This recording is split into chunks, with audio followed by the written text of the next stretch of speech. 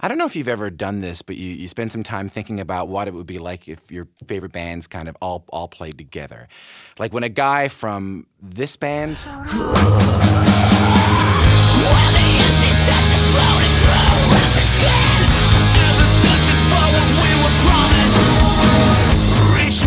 decides to join up with musicians from, well, this band. Don't speak, I know just what you said. So please stop explaining. Don't tell me 'cause it hurts. Those are two bands with massive hits, diehard fan bases. So you just heard those two bands. When they come together, it sounds like this. I didn't leave a thing behind, but you can say I didn't try.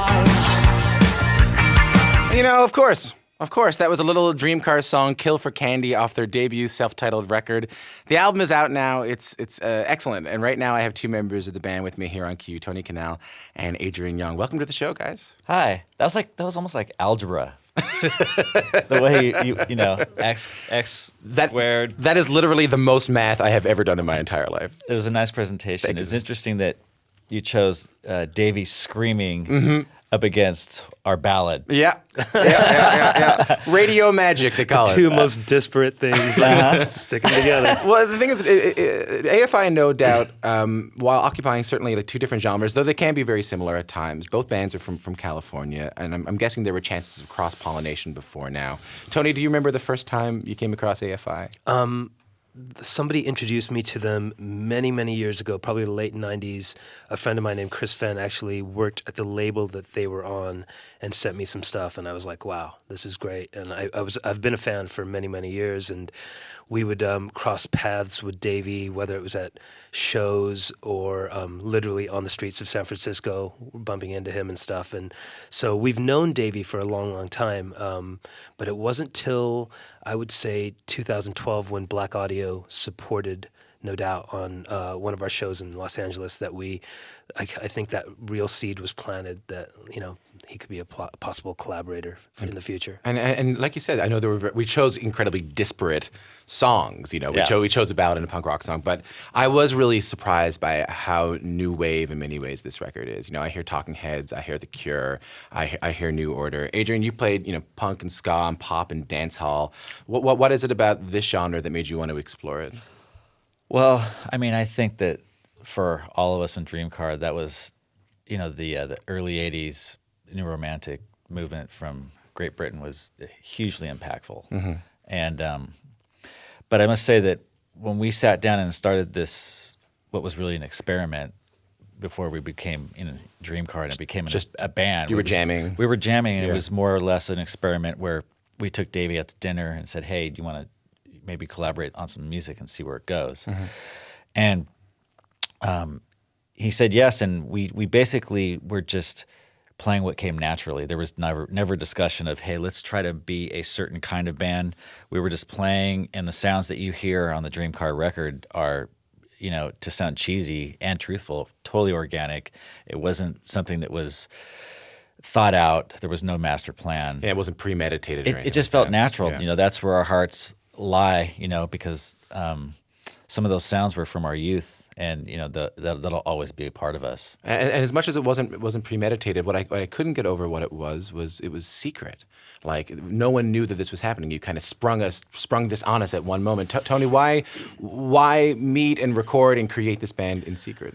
Because we didn't know what was going to happen. Right. And you don't want to talk about something if you don't think it's going to be viable at some point. So it was about getting in the studio, being creative, seeing what happened, and then once we had some songs under our belt, then we wanted to share that with the world. Now there was a leak, and somebody, I think Billboard magazine, had printed something about us being in the studio together, and that was premature. We weren't ready for that. But at that point, we acknowledged that we were working together. Right. But it was still, I would say, maybe 6 months to a year later before we actually officially acknowledged that we were doing something together, when we knew we had something to share with the world. And you were sort of forced to explain it a little bit when that leak happened. But Adrian, I was thinking that when you would put out a No Doubt record, there's a great expectation. There's a great anticipation for this. So what's it like to release a record with little expectations? That's part of the beauty of this, of being in Dreamcar because we didn't put any expectations on ourselves.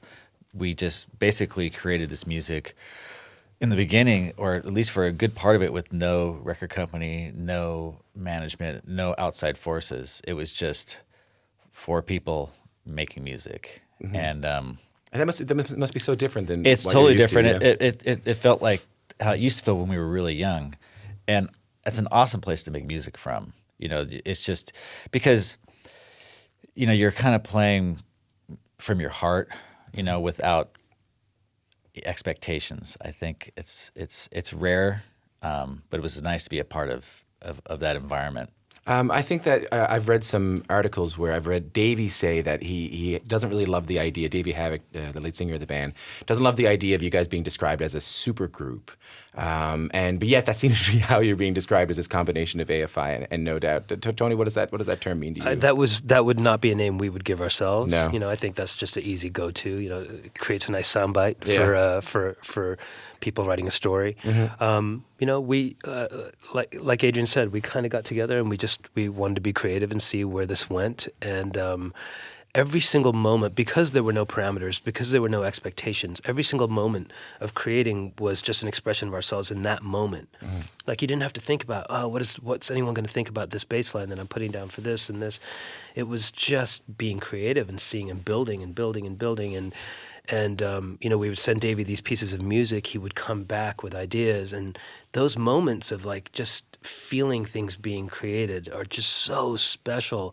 And when you're creating them in privacy and secrecy, it's even more special because you're only doing it just for the sake of music. I also want to go back to something you said, Adrian, when you said that this reminds you in some ways of when you started making music. It reminds you of when the kind of the organic process of your early kind of music explorations. And also, I was thinking that you guys are playing the Phoenix in Toronto. You got, and you're not playing the big arena, the big stadium, and there must be something kind of nice about that too, about being able to go back to being a bit more intimate with your audiences. Oh, playing in small venues is awesome. Yeah, it's a totally different kind of intensity.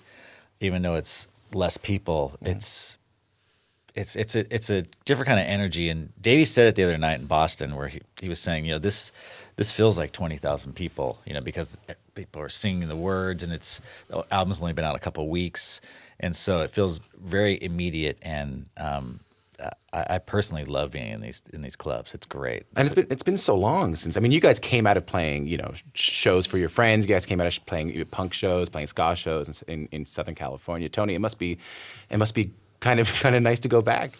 We had this moment at the Roxy a few weeks ago. We did the Roxy in Los Angeles, and we kind of looked it up. We're like, how long has it been since we've been on this stage? And now I'm going to forget what it was, but it was. I want to say it was maybe 22 years since we had played on that stage together. And so, yeah, I mean, going back to these venues, they're intimate. The energy's contained in these smaller venues. And there's something special about small shows, and there's obviously something incredible about big shows, too. But to be able to do kind of both of them is a real, we don't take that for granted. We really appreciate the fact that we get to do this right now. But I want to talk about the two of you, because you mentioned 22 years since you last played the Roxy. Was that it? Yes.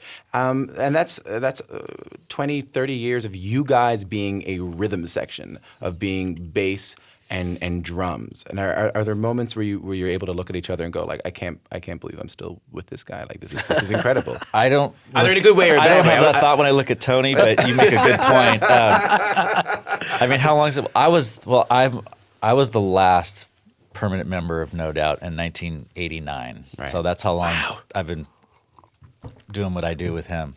I will say that.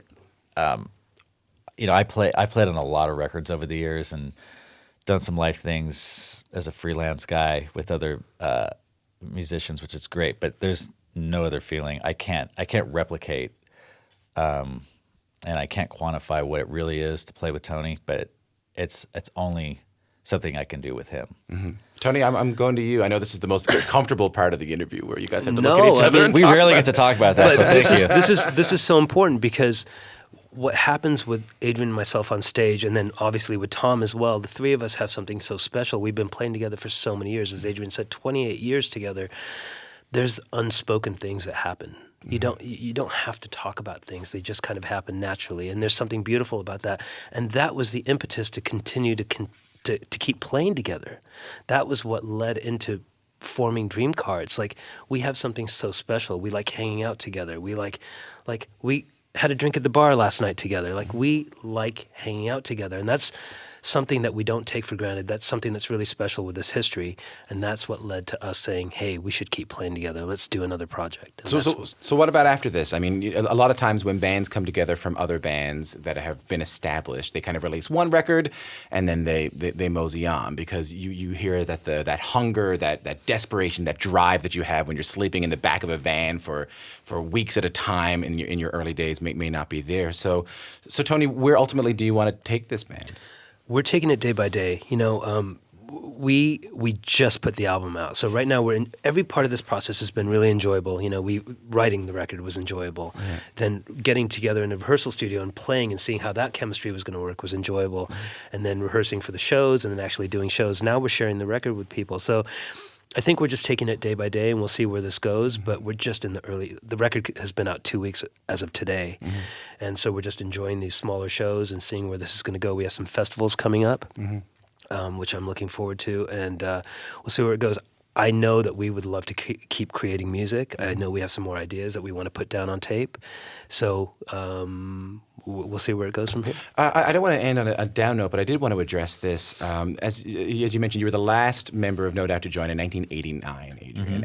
And there's a number of musicians, I'll say this, who were playing music in that era in the 1990s, came up in the 1990s, who aren't playing with us anymore. And we were reminded of that when Chris Cornell died just last week. As guys who were with some of these folks in the 1990s, I'm wondering, what did that moment make you think of? A lot of things. Yeah.